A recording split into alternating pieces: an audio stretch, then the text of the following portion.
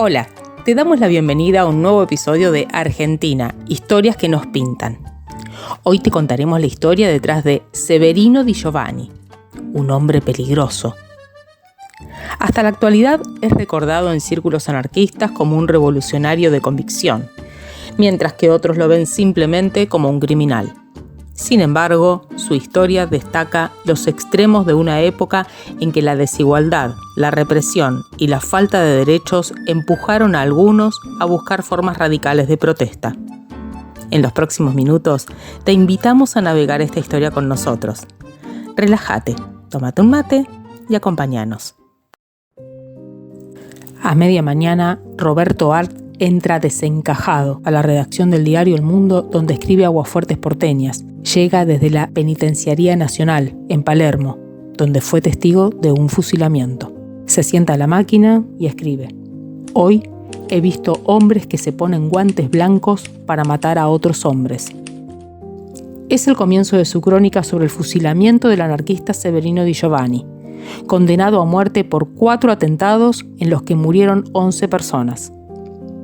Una vez que termina la crónica, el jefe de redacción tacha ese comienzo. Arlt dirá mucho después: fue la primera y única vez que me censuraron. Y con esta descripción comenzamos nuestra historia de hoy. Pero para saber quién fue Severino Di Giovanni, tenemos que ir bien al principio, como nos gusta a nosotros. Severino nació el 17 de marzo de 1901 en Chieti, a unos 180 kilómetros al este de Roma. Su infancia se vio fuertemente marcada por las imágenes de posguerra: hambre, pobreza y soldados mendigando en las calles. Es por eso que empezó a rebelarse desde pequeño contra cualquier tipo de autoridad. Estudió para ser maestro y comenzó a enseñar incluso antes de graduarse en una escuela de su pueblo. A sus 19 años quedó huérfano y en 1921 comenzó a dedicarse de lleno a la militancia anarquista. En 1922, el mismo año en que los camisas negras de Benito Mussolini, la milicia italiana, tomaban el poder tras la marcha sobre Roma, se casó con su prima María Teresa Maciulli, una muchacha también de Chieti, y debido al fascismo que se impuso en toda Italia, la censura y las persecuciones a los anarquistas, la pareja y sus hijos decidieron exiliarse en Argentina. De esta manera llegó a nuestras tierras. Y la Argentina de entonces, con sus grandes desigualdades y tensiones políticas, se convirtió en el escenario ideal para que el joven anarquista desplegara su activismo y su militancia. Se estableció en la localidad de Morón, en Buenos Aires, desde donde viajaba diariamente a la ciudad para trabajar como tipógrafo. Y esa época, marcada por grandes olas inmigratorias, especialmente provenientes de su país de origen, lo inspiró para realizar su propaganda política y escritos, principalmente a través de su periódico más célebre, que se llamó Culmine. Fue un momento propicio, ya que muchos otros anarquistas italianos se organizaban en Argentina, dado que nuestro país fue donde las ideas libertarias más se propagaron. En este contexto, conoce a Paulino Scarfò, anarquista nacido acá en Argentina, pero de clara sangre italiana, y a su hermana, América Scarfò, de 14 años, pero ya anarquista y feminista, que se convertiría en su pareja hasta el final. Pero no todos los anarquistas aceptan la línea dura y extrema de Severino. De hecho, un sector moderado dirigido por Emilio López Arango y Diego Abad de Santillán se agrupó y lo enfrentó. Cierto día, el 25 de octubre de 1929, mientras Emilio López Arango cocinaba en su casa, alguien golpeó la puerta. Cuando abrió, alguien le dio 3 disparos y lo mató. ¿Quién fue? Nunca se supo. Pero todas las sospechas apuntaron a Di Giovanni. De esta manera, Severino se dio cuenta de que sus palabras y panfletos no eran suficientes. Inspirado por otros movimientos anarquistas violentos de la época, comenzó a planear ataques que, a su entender, serían la única forma de sacudir a la sociedad y provocar un cambio real. Para que entendamos un poquito más su accionar y manera de pensar, te cuento cómo fue su primera actuación pública resonante. Fue el 6 de junio de 1925. En el Teatro Colón se realizaba una función especial en celebración del 25º aniversario del acceso al trono de Italia de Vittorio Emanuele III.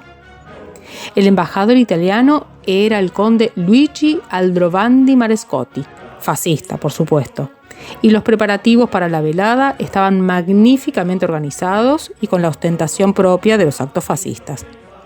Y no era para menos. Iba a contar con la presencia del presidente Marcelo Torquato de Alvear y la primera dama Regina Pacini. Aprovecho para recordarte que está disponible el episodio número 3 de nuestro podcast que cuenta la historia de Pacini y Alvear. Si no lo escuchaste, no te lo pierdas. Pero nos estamos yendo por las ramas. Volvamos a nuestra historia. En el Teatro Colón, los invitados en platea lucían sus mejores galas. Primero, la banda tocó el himno nacional. Todo el mundo aplaudió de pie. Luego arrancó la marcha real italiana y el teatro parecía temblar.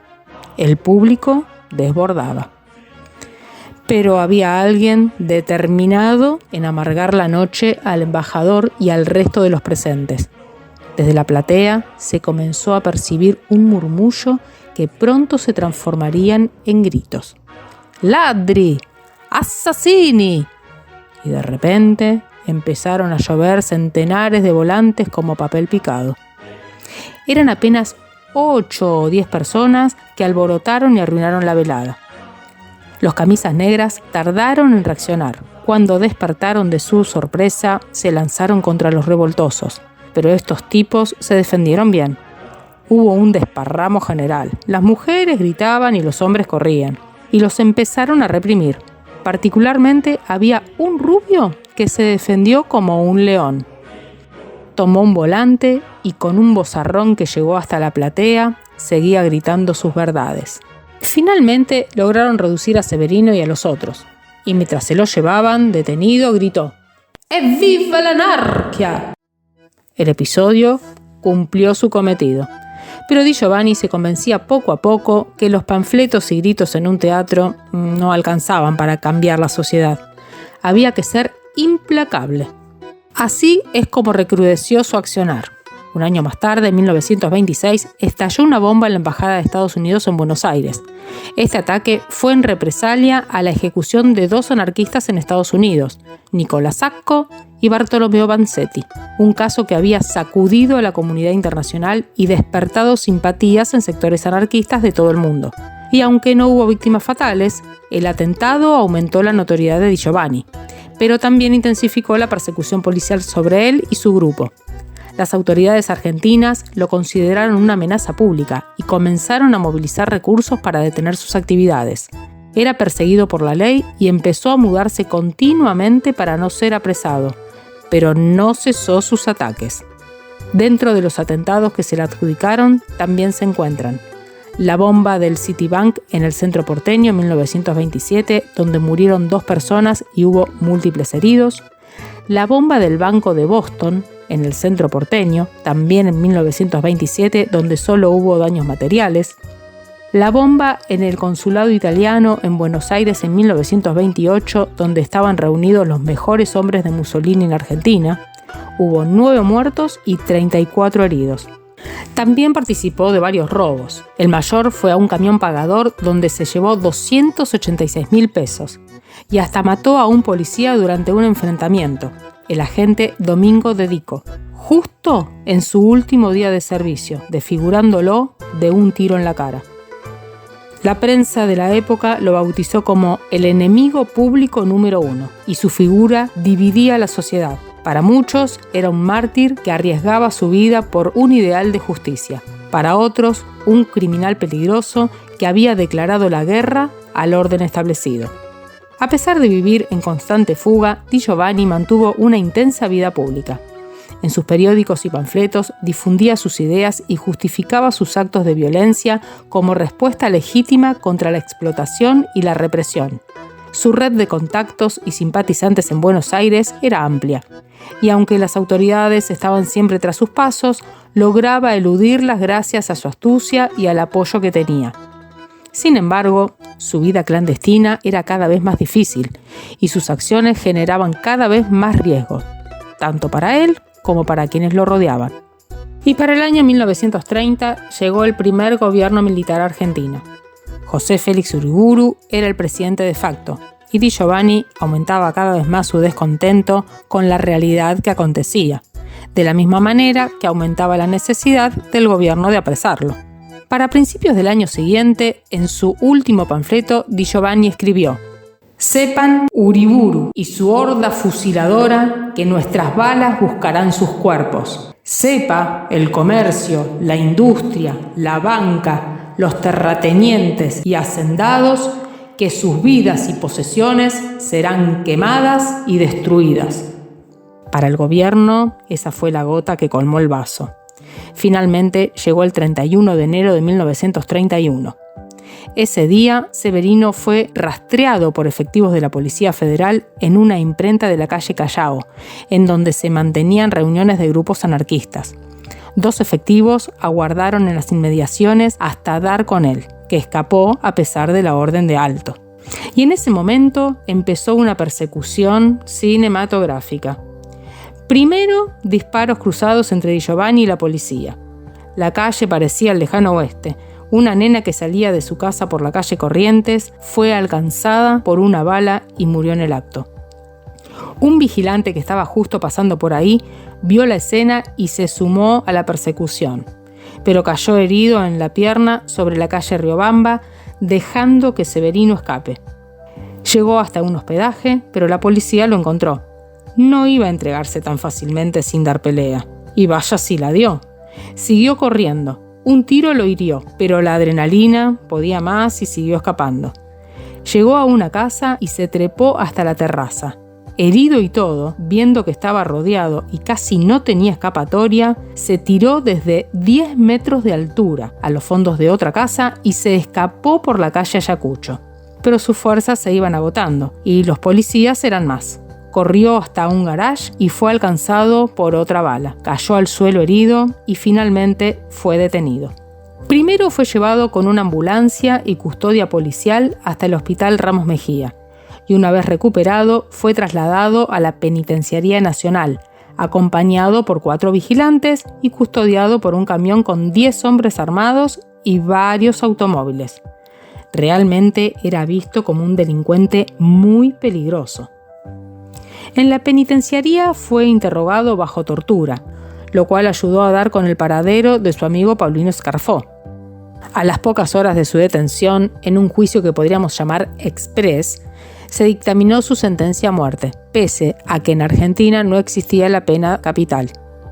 Su abogado, el teniente Juan Carlos Franco, hizo su trabajo de defensa tan enérgicamente que le costó la baja del ejército, el encarcelamiento y el destierro.